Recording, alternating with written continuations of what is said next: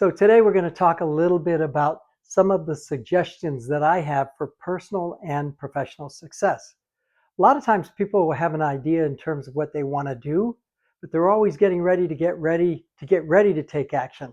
That's not a good strategy because if you don't take action, you can never accomplish anything. So first point I want to make is you want to take the shot.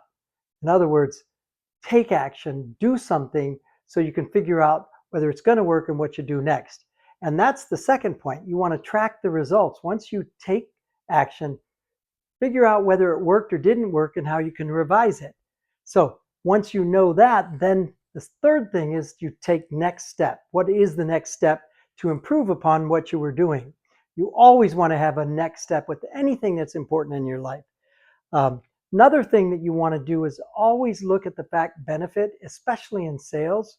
A lot of times sales professionals do really good at looking at the logic and the point that they want to make, but they don't directly apply it to the individual. That's not a good approach. Look at the benefit or the impact that it has on the client that you're working with.